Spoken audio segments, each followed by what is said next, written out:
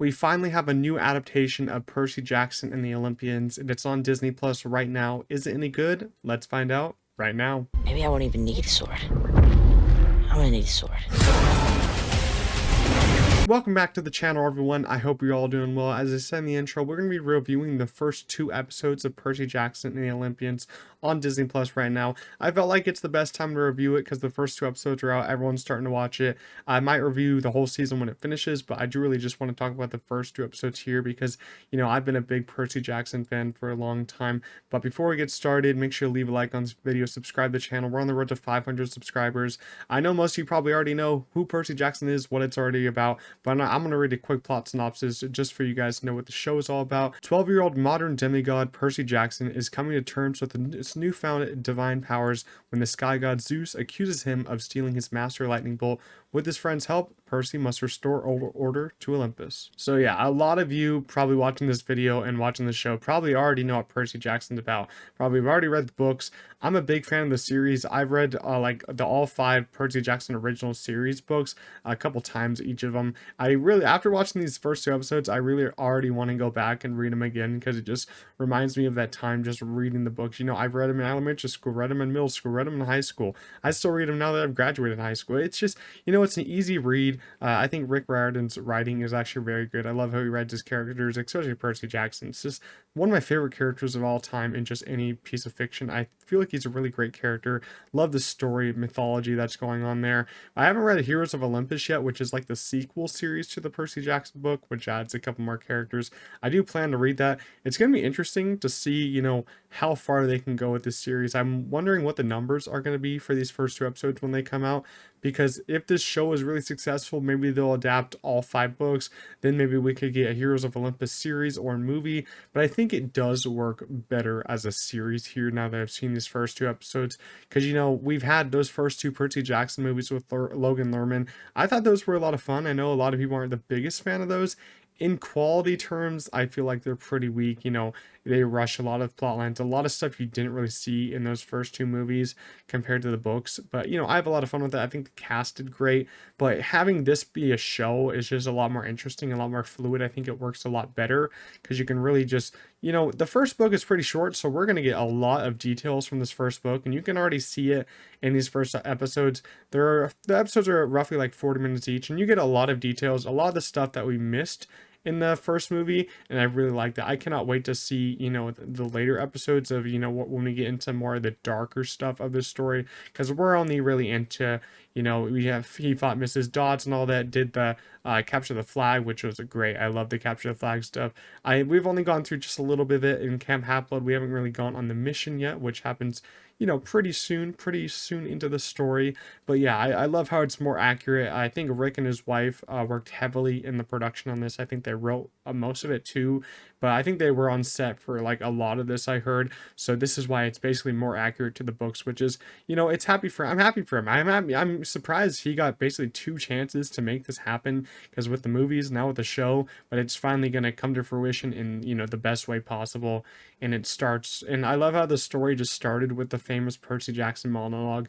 I just remember that from the book, starting in first person. It's a great way to start the book and a fantastic way to start the show. So let's get into the cast. Playing Percy Jackson is obviously Walker Scobell from the Adam Project on Netflix. He was great in that. I really did love him in that. That was basically what sent him down onto this path, and he has a lot of fame now from that one role with Ryan Reynolds. Hopefully him and Ryan Reynolds get to do another movie together soon, because they were great pairing together.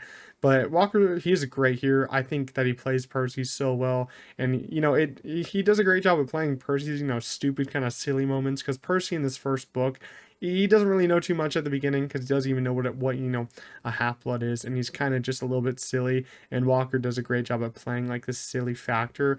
And Leah Jeffries plays Annabeth. She's pretty good so far. Annabeth really wasn't in the first 2 episodes that much, so I can't really say too much about her, but I liked how she talked to Percy in that second episode. We got to see a little bit more of her there, and we got to see her put on that famous hat which turned her invisible.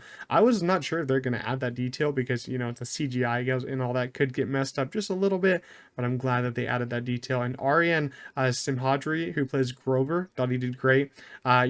Grover, I think is, I don't know, I think he would be the hardest character to get right in this story. Him and Percy, because Grover has, kind of an interesting sense of humor, an interesting way of talking because he talks really fast. And I think Ariane, I think he did a great job at playing him in these first two episodes because he always just had to say what was on his mind, always had to talk fast and all that. So thought he did great in those little moments.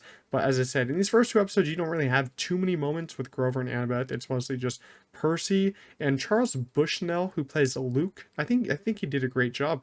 I love those scenes when it's just, Percy and Luke just talking.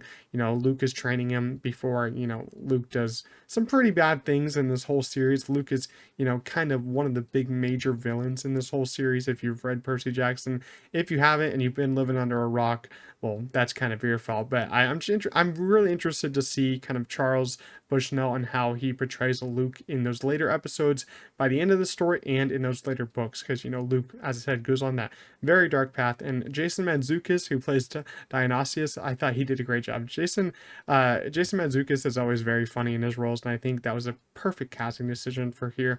So I'm really liking the cast a lot. And I will say, this is more kid friendly than the movies. And I wouldn't say I don't have a big issue with that. I do wish it was a little more serious. Maybe the later episodes will be a little more serious, but I do understand that they have to, it's on Disney, it's a Disney Plus show. And I mean, books are basically, I wouldn't say they're kid books. They're kind of like, yeah, they're kind of young adult books. So they're not really, adult books. So I can't really expect them to make this overly serious. But it was a little kid friendly, but I still enjoyed it a lot. And I will say some of the minor flaws in this series right now is that some of the more dramatic scenes in this show, from the book and all that, they don't last as long as I'd want them to, and they don't really go as heavy as I would want them to. Maybe that's because this is more of a kid-friendly version of the Percy Jackson adaptation, or it's just, time with this show. You don't have much time through every episode, so you got to get through a lot. I do kind of understand. I just wish it was just a little more dramatic in those big moments. And when the big moments come, they go a little bit faster than you want them to. So it's kind of sad that had to happen for the show to kind of get made and all that. The CGI was actually pretty decent too for the most part in this show. I was a little bit worried about the CGI from the trailers, but I think they polished it up and it looked good enough. So I really actually had a great time with these first two episodes. As someone who really loves the first book, really loves the whole series, I cannot wait to see the details as they go further into the book, because I think the book just gets better as it even goes on just a little bit more, especially when they go on the quest and all that. Once you get to the Lotus Casino, I hope that scene's great. Lotus Casino is one of my favorite scenes from the first movie. Hopefully they don't kid it down too much, make it too childish at that point, because it is a casino. You got to do some interesting things there. Hope it's great. Hope the ending's great. I'm really excited to see where this show goes. Launching every Tuesday, I think at 6 p.m. PT. So if you haven't watched it yet, I really recommend this show a lot. First two episodes, if I were to give a rating, I'd probably give it like an 8 out of 10. As I said, some of the dramatic scenes don't last as long as I'd want them to, but I just loved I loved how everything looked. It just looked like the book just came to life right then and there. And I thought the cast did a great job, especially Walker Scobell playing Percy Jackson. He's off. He's just off on these big, projects. He's gonna have a great career when he grows up in the next 10 years. So I cannot wait to see where this show goes. Hopefully we get the rest of the books adapted. But as I said, I did enjoy this a lot. I do recommend this if you've read the Percy Jackson books. Even if you haven't, pick up the Percy Jackson book, the first one. It's a good read, easy read, and watch the show. It's a pretty good adaptation of it. Leave your thoughts down below if you did watch the first two episodes. I'd love to hear your thoughts. As I said, make sure to leave a like on this video, and I'll see you guys in the next one. Peace out.